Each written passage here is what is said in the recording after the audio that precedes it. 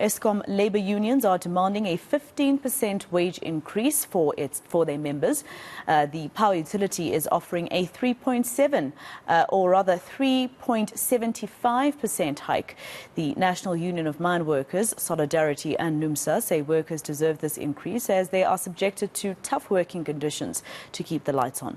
But Eskom says it doesn't have the budget to give them such a steep wage increase. Let's go to our reporter Heidi Giokos, who's monitoring the story, and she joins me now live. Heidi, I know that the briefing is only going to happen in about an hour and a half's time, but I can imagine what the unions are going to say at 1 o'clock, especially looking at the fact that last year when they weren't given what they want, Eskom employees went on an indefinite strike, which was illegal, but it plunged the country into stage 6 load shedding apparently.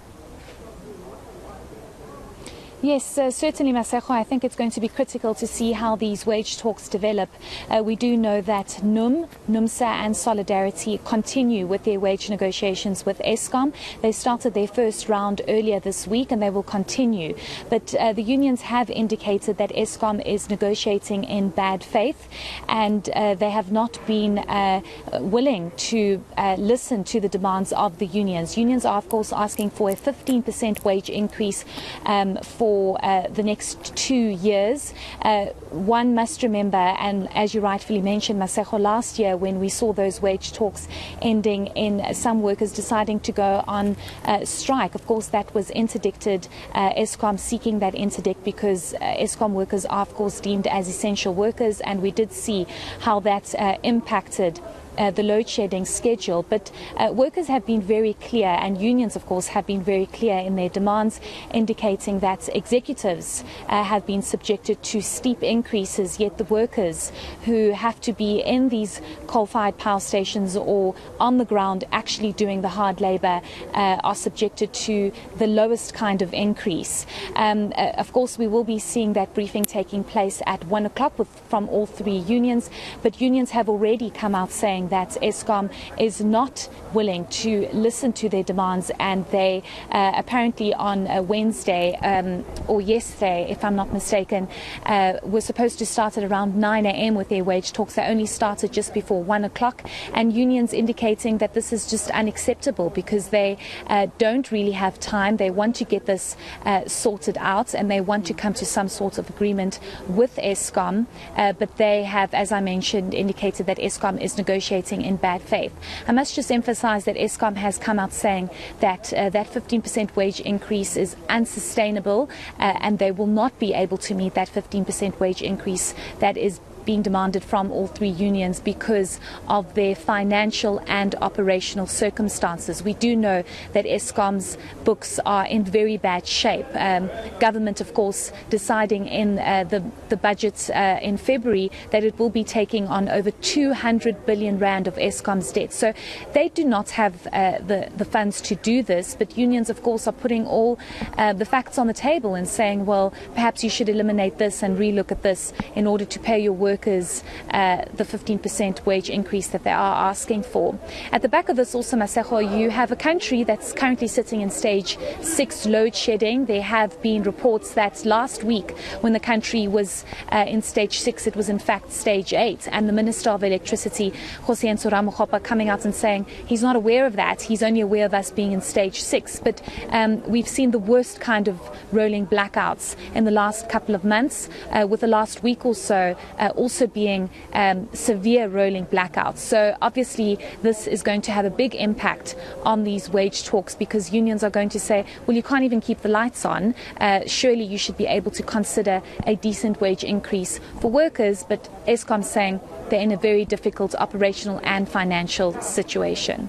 And I mean, Heidi, at the moment, we all know inflation is at 7.1%, so a 3.75% increase is really nothing if we had to be fair. If we had to look at Eskom's books, like you were also saying a little earlier, we have to be honest about what the situation they find themselves in. Government saying they cannot borrow for the next 3 years. They did, of course, go back on what they gazetted in terms of the PFMA. But when I spoke to the CEO on Monday, he was even talking about the fact that scope COPA was told this week that Eskom has to use the borrowed money to fix power utilities, or rather the power stations. So we're compelled somehow to believe that they don't have any money in their coffers to give a 15% wage increase.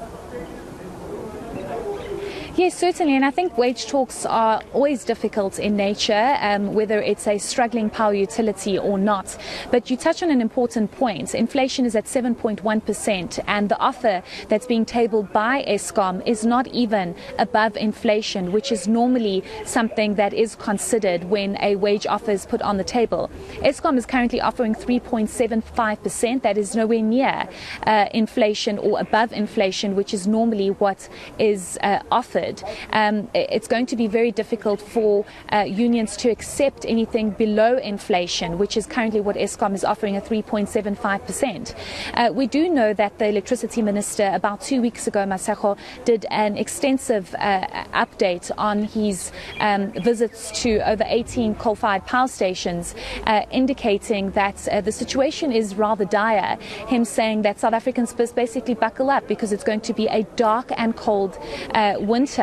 And this, of course, is some consideration for unions when they go in there and negotiate, because, yes, while they need to keep workers in mind and them making sure that workers get a decent wage increase, it's also about making sure that the country isn't plunged into darkness. And this is something that we saw last year happening when workers were saying, well, we are not going to accept the wage offer by Eskom, and this is when they went on strike. So the situation does not look good. And what's interesting, Masego, is last week when we were at the International Monetary Fund spring meetings, the finance minister had indicated that globally, countries are facing an energy crisis, but it's not the same kind of energy crisis that South Africa is facing, because South Africa's energy crisis was self-made. It's self-inflicted, because this has been going on for the past 15 years. There have been red flags and warning signs for some time, and this is something that unions have alluded to and indicated for some time.